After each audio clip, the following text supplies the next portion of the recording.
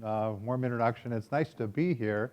What a great program you were starting. Those of you that are beginning the fully integrated program for the MBA, it's a great opportunity. It really is. And you're part of the first class that has this integrated approach, a global feel to it, a work experience feel to it.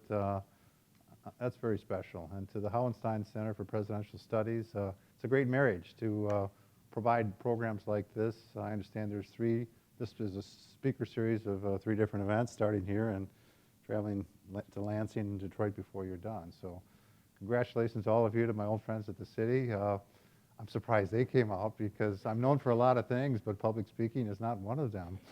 And so, but I do have a body of experience that many people don't. And so despite my rather dry speaking style, I hope to convey a little bit about things about Grand Rapids, the way I operated, what Grand Rapids used to be like as contrasted with today, what's some of my own perspective, a little bit on what I believe about leadership, and go from there. So I was young once, and I had hair, too. And because, as Kara told you, I came directly from the University of Michigan Ford School of Public Policy to Grand Rapids. And it's only because I attended a Michigan City Management Association meeting and met then Deputy City Manager Joe Zania. And networking, don't underestimate the power of networking to connect you with people who can assist you with your career. But no, I came directly to the city of Grand Rapids and spent my entire career with the city of Grand Rapids until 2 years ago when I retired from that job. And so not too many people do that these days either. Altogether 35 years with the city of Grand Rapids. I was 36 when I became city manager. Boy, the commission at that time took a big leap of faith in hiring me because, don't you know, I mean, I had never been city manager anywhere else in the country for a day. I had not held that position. I had held the position of assistant city manager, and I had grown up in the organization. And my self-deprecating theory about how I got the opportunity has to do with how the pendulum swings. And it swings one direction, and right after you've spit out a city manager and you think you're going to find someone who walks on water, so you search the country, you use an executive search firm, and you find what you think is the best and the brightest. And then after a couple years, they didn't seem as good as they appeared, and so you spit that person out, the pendulum swings the other way, and they look more locally, look for people who have knowledge of the organization. And I was in the right spot at the right time when this pendulum swung in my direction. I can't explain it any other way. And as you may know, the tenure for city managers is pretty short. It's sort of like school superintendents, 4 or 5 years, and then you're typically out. And so it's kind of a hazardous profession.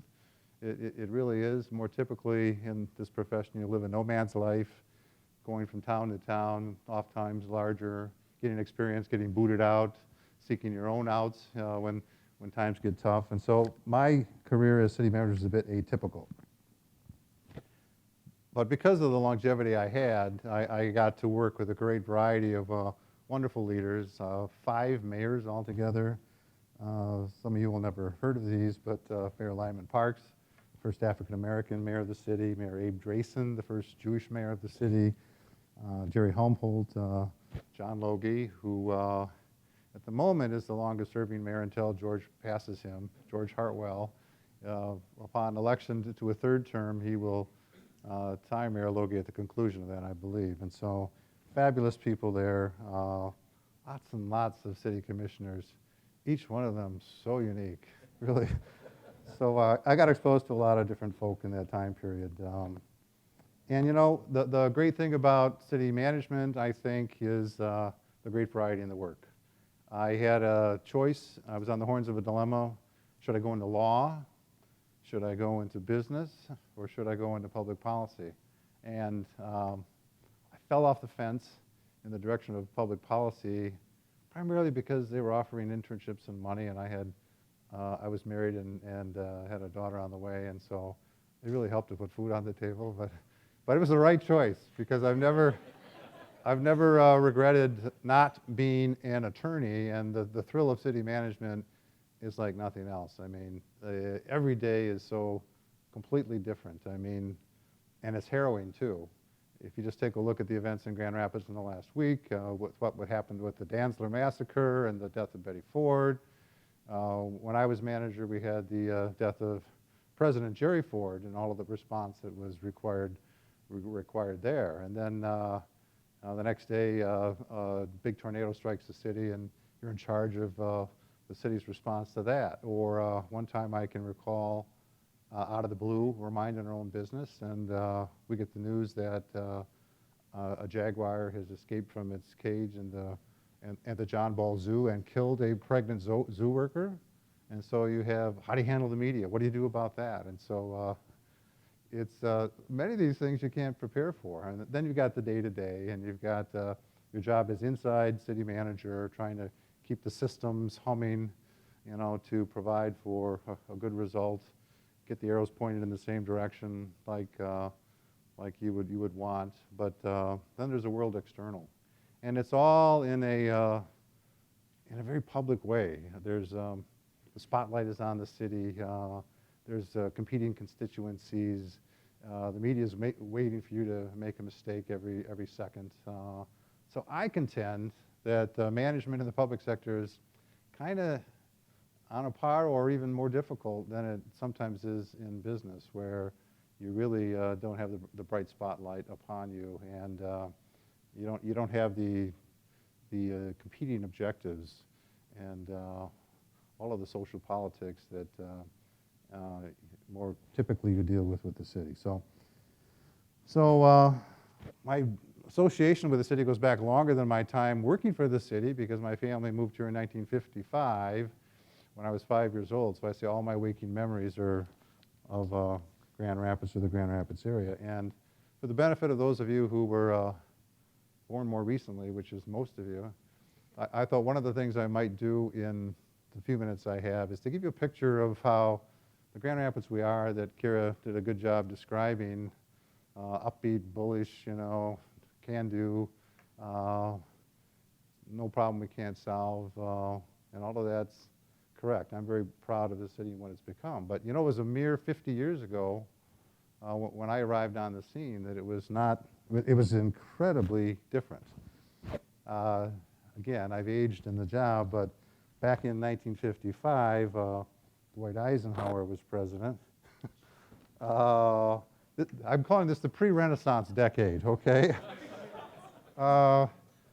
Construction of US 131, not the reconstruction, but the first construction was underway, and recall that was, if you know anything about our history, it split the city and intersected right in the heart of downtown, which is a very controversial thing. I remember my next door neighbors got stuck in the snow and wouldn't dig their car out on a Sunday because that would be work, so that couldn't be done. We had bomb shelters, the Civil Defense Department, because we were afraid of the nuclear attacks from the Russians. We were known proudly then as the furniture city for meeting fine furniture at that time.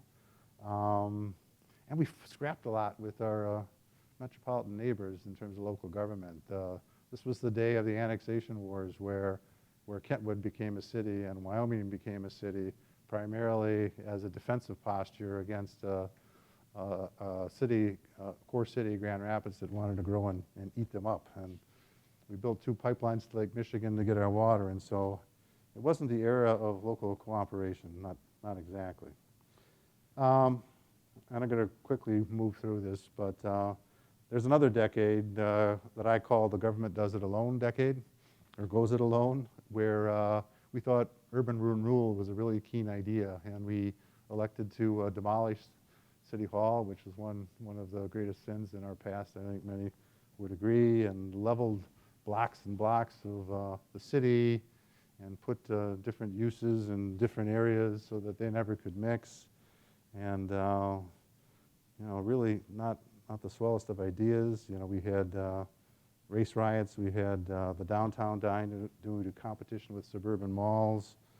In general, the city was in a pretty good state of decline. And I can remember before our renaissances, and I use plural because there's been more than one, back in this decade of 65 to 75, even though we had a new spanking new city hall, that really things were not good. Flint we were vying for primacy with the city of Flint as the state's second largest city and the one that could claim that title. We felt a lot like Dayton, I think, Dayton, Ohio, you know, both of which, you know, have their struggles, as do we, but for some reason Grand Rapids took a different course. And today, the city that Kara describes is a whole heck of a lot different. And so you go from those days where we tried to go it alone to what I refer to as a reinvention decade, call it 1975 to 1985, where this is where we get to the principal subject of public-private partnerships. A person by the name of Dick Gillette with Fifth Third Bank cared sort of deeply about the face of the city and how it turned out. Lyman Parks, the mayor at the time, Abe Drayson. The three of them and others that were involved at the time really appealed to a couple cats named Rich DeVos and Jay Van Andel of Amway fame, and was successful in encouraging them, cajoling them, appealing to their own good instincts to be good neighbors and good civic players to renovate and resuscitate what was a dying old hotel, the Pantland Hotel, into what today we know was the Amway Grand Plaza Hotel. That, by the way, was in 1981. This is the 30th anniversary of that investment, and I can tell you that changed everything. That was what I call the first Renaissance. It was not long after that, other things started to happen. The Gerald R. Ford Presidential Museum was built, which really heralded the start of what we call Celebration on the Grand. Do you know Celebration on the Grand we've celebrated every year?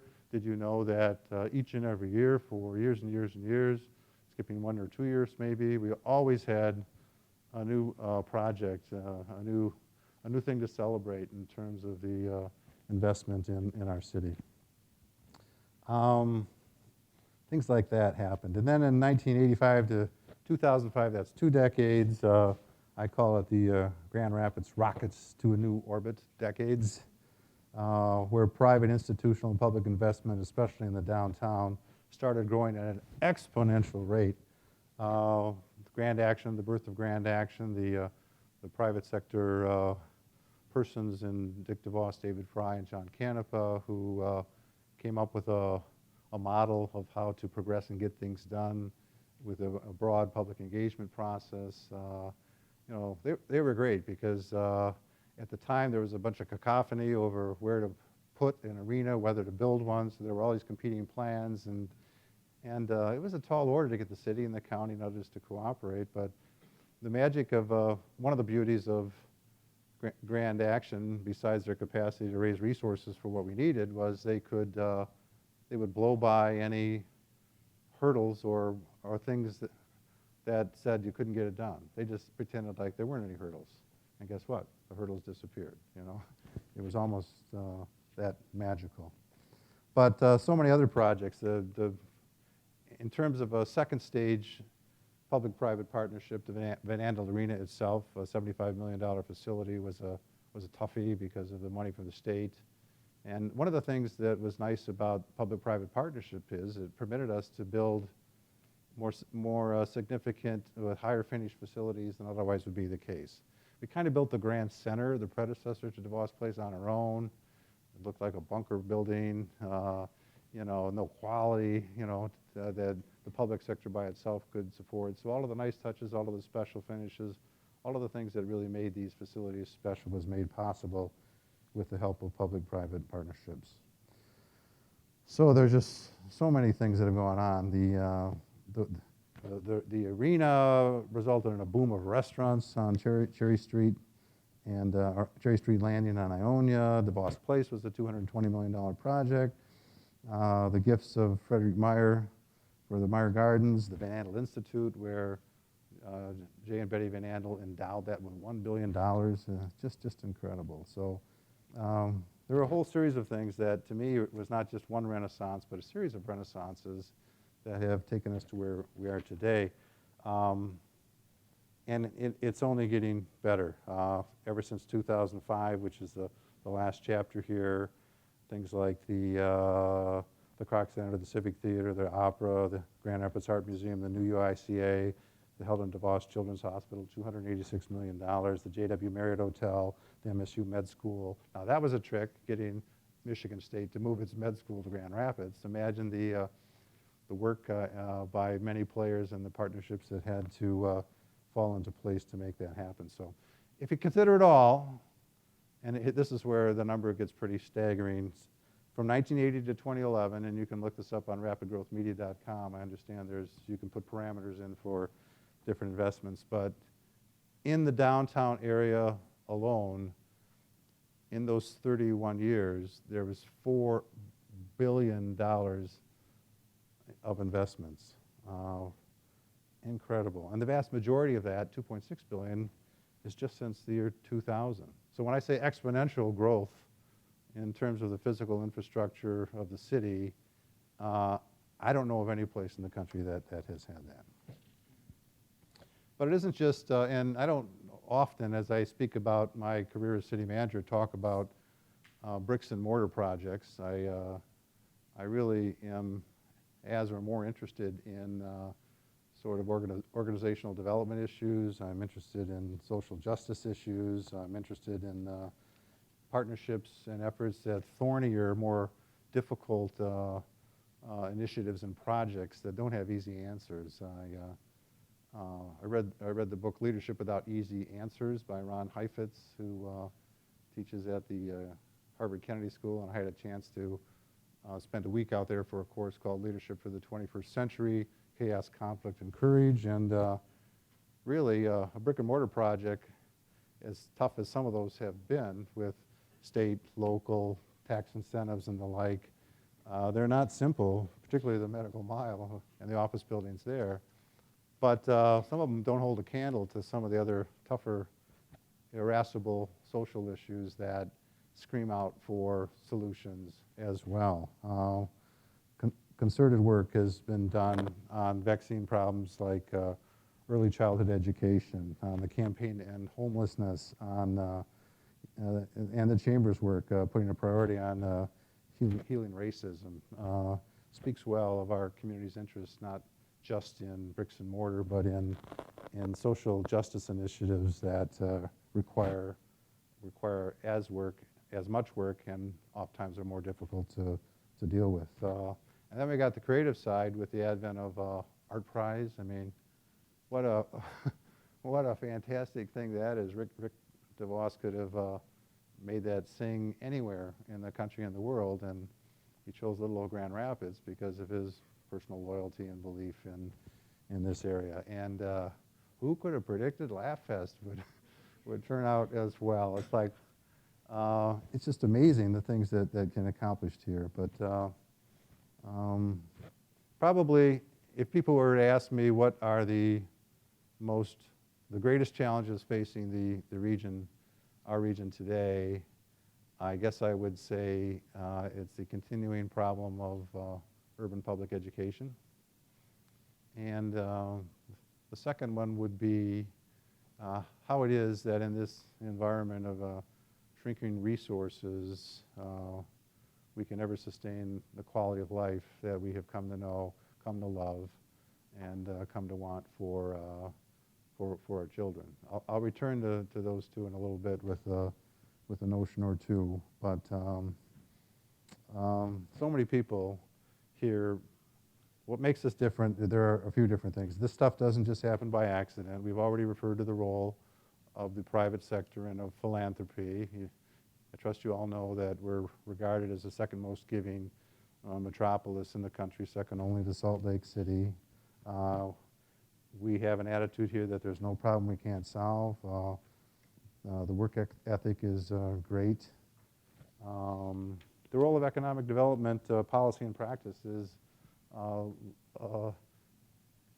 very important in the equation as well. When I was a participant in Leadership Michigan, which is much like Leadership Grand Rapids or Leadership West Michigan, the difference is you travel around the state to learn about different issues. And wouldn't you know, logically, if you want, when we were studying natural resources, you go to the UP. When you were studying arts and culture, sorry, Kara, they went to Detroit. Well, because they had us in mind for another topic. We couldn't hog them all. But for Jackson, you went to criminal justice and you saw the prisons and the like. And I forget all of the places. I think but we came to Grand Rapids for economic development. And the city has always had its eye on the ball for economic development. I can think even in the old days when this is before the Right Place, which is a public-private partnership for growing our area's economy. We had just a couple of staff insiders, but there was never an economic development tool or incentive that we said no to. There was no tax abatement. We just, believed that in assisting business in that way. And so we led the state in so many different ways in terms of making productive and good use of those incentives. But then the Right Place came along. Jay Van Andel was instrumental in that as well, and that helped make a difference. I think we worked on the culture of the city. I mean, George Hartwell has, Mayor Logie has, I have. We used to kind of have a reputation for getting to know, not as in K-N-O-W, but no. And, rather than getting the yes. In other words, someone comes in with a bright idea, it's a little off base, but there's nuggets of good stuff in it. How can we work with this? Let's say yes and not say no. And so we, at one point, without naming names, we had kind of a house cleaning of internal economic development staff, embraced the Right Place program. George was helpful in cementing that relationship, and gosh golly, Governor Engler, Close, and I all got an award for shaking up the house. So, but the good thing is, it was for a good reason. It was for a good purpose. It really made us more nimble. It helped us better embrace our private partners, and all of that was important.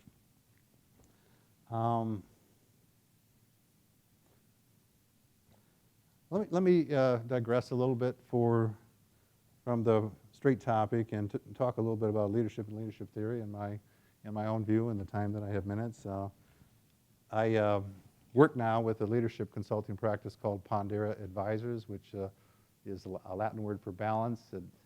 It doesn't mean we're trying to seek a perfect balance. We're trying to deal with polarities and competing forces and cope with them and respect each of them and maintain a footing, I guess I would say.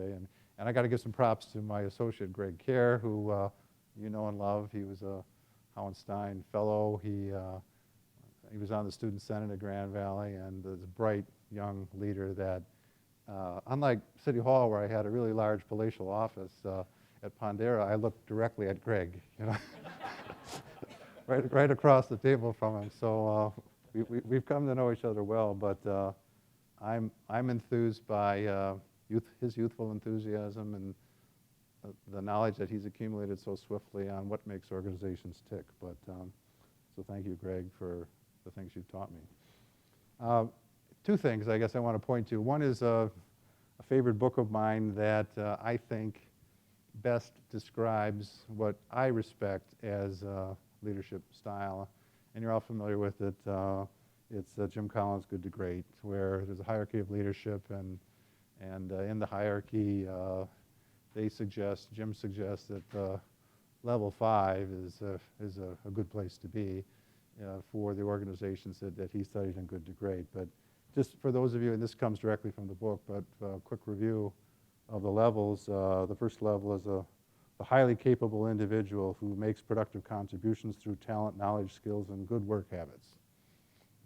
That's level 1. Level 2 is a contributing team member who contributes individual capabilities to the achievement of group objectives and works effectively with others in a group setting. Sounds like a good leader. No, level 2. Level 3, competent manager, organizes people and resources toward the effective and efficient pursuit of predetermined objectives.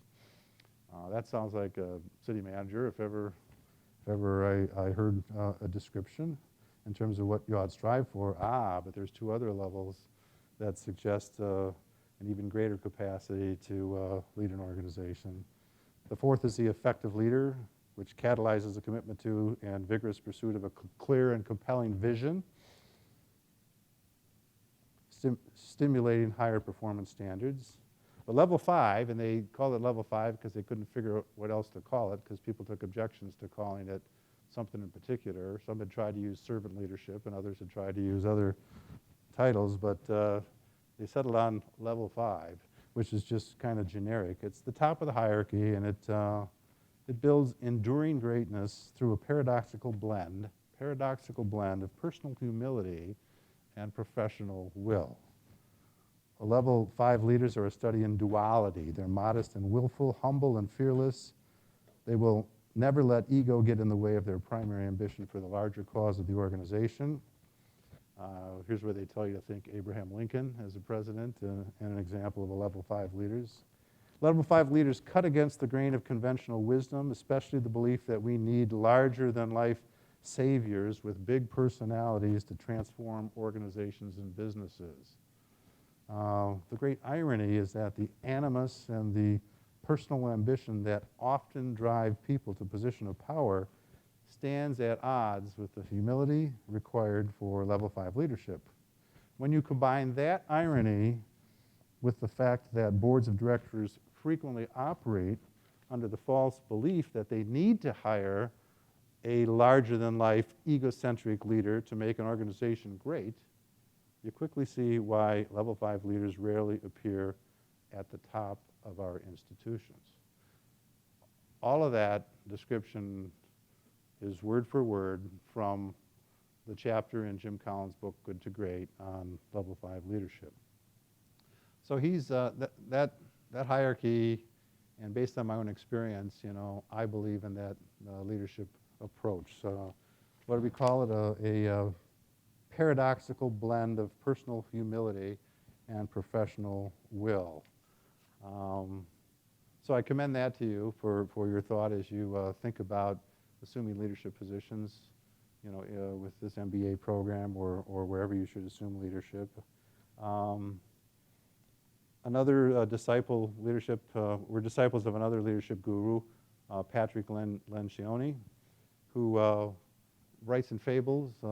Perhaps you've heard of books of his like The 5 Dysfunctions of a Team, The 4 Obsessions of an Extraordinary Executive, books such as that really get at consequences for teams and organizations when there's an absence of trust, where there's a fear of conflict, where there's avoidance of accountability, where there's lack of commitment or inattention to results. Those are the kinds of issues that at Pondera, we work with a lot, and it's really lots of fun, having retired from the profession of city management, to take some good leadership theory, to apply them to clients, not only in the public sector, but in sports teams in the private sector and institutional, and try and help with team effectiveness. That's what we do, and I have a little background on that. Two other things that I think help contribute to how it is that we've transformed ourselves over these past 50 years is longevity of leadership. I've already mentioned that both John Logie and George Hartwell are soon to be tied for being the longest-serving mayors in the city's history, until George runs for and wins a 4th term, and then that honor will be stripped from Mayor Logie and handed squarely to George Hartwell, should he have stomach for the job as long as that. But in my case, the 22 years I spent as city manager, unheard of. The second longest serving city manager was 13 years in the 1800s, Fred Locke. But after that, it was sort of like a revolving door too. And I quickly outdistanced my 3 predecessors in terms of time. Mind you, this is a guy that never had experience as city manager for a day when he got the job at age 36. So something must have turned out all right. But contrast that with the revolving door we seem to have with our public school system, which gets at a little bit, what might be one of the problems associated with trying to improve urban public education. Just in my time, and I won't expect a couple of you to remember these names, I can recall 8 superintendents. Phil Runkle, John Dow, Pat Sandro, Jeff Grotsky, Robert Ferreira, Pat Newby, Bert Blakey, Bernard Taylor. You just can't get traction in terms of leadership in an organization, because every time you bring in a new, particularly like if they're an egocentric leader who think they have to be the savior to the problem rather than a facilitator and coach to others who collectively have the answers, it can be disastrous because you're changing course every few years. So these are just a couple of the things that have, I think, distinguished us. It's no secret that I'm a fan of the professional management that the city has had. Time doesn't permit me to launch into a half-hour lecture on the council manager form of government versus the strong mayor. Some in the audience will be happy to know. But I think it has served us well. Other challenges that have faced us, I think organizational development work is very difficult. Labor relations. I thought Mary Beth Jelks was going to be here. Man, I couldn't stand that work, you know, because it seems like it was such difficult work with so little progress being made. So the economic downturn that we're feeling so terribly really started in 1980. I put in 9 more years in a cutback mode, year after year after year, doing more with less, and the problem's only exacerbated. Hats off to the city, the mayor, Donnie Joe, everybody, Kara, in your transformation quest to achieve financial sustainability and to do business fundamentally different. It is such difficult work, and the people in those positions deserve so much respect. I mean, one of my pet peeves is the shots that people in government take occasionally for the work that you do, but that they do. But they need the best and the brightest. They're no different than any other collection of individuals, and treat them with respect. There's no way out. The private sector has helped get us to where we're at in a difficult environment. But make no mistake, Grand Rapids still has difficult issues and problems and poverty and racism and other things. So we can't get overly proud of ourselves because there's a lot of work yet to do. With that, I want to go back and conclude on the question of the greatest challenges facing the region. I don't have the fix or the solution for how to deal with urban public education. Many have put very earnest efforts and a lot of money into trying to make a difference there. I think of the Grand Rapids Community Foundation, the Steelcase Foundation, the Fry Foundation with the Education Reform Initiative and so many other things. Doug and Maria DeVos are focused on that. I don't have the answer for that one. I'm not sure I have the answer for the other one, but which has to do with the dearth of resources that seem to be shrinking to assure quality of life. But I do think that the idea that we could just lower taxes forever to prosperity is off base. I saw a bumper sticker that said, "Friends don't let friends raise taxes," and you've heard what we got to do is starve the beast of government. And while I know there's work that has to be done in terms of controlling legacy costs and reducing fringe benefits, so much of that work has already been done. And at some point, guess what? There's a connection between resources and services. And so if you don't have the resources to fund the services, eventually you're not going to have a lot of service. And I look at the tragedy in Norway and I wonder how well they were funded, where they had no helicopter or boat to get over to try and intercede in the massacre that happened there. So despite all that, I'm optimistic. There's a raging debate going on right as we speak on the subject of should we consolidate services, should we consolidate governments, what's the best path, but I have enough confidence in the can-do attitude of this community that we'll figure out even that one. And this is a great place to be. I've never worked anywhere else in terms of my profession, but I know I never have had to live that nomad's life or travel elsewhere to know that this is an exceptional community one that we should all be proud to live in.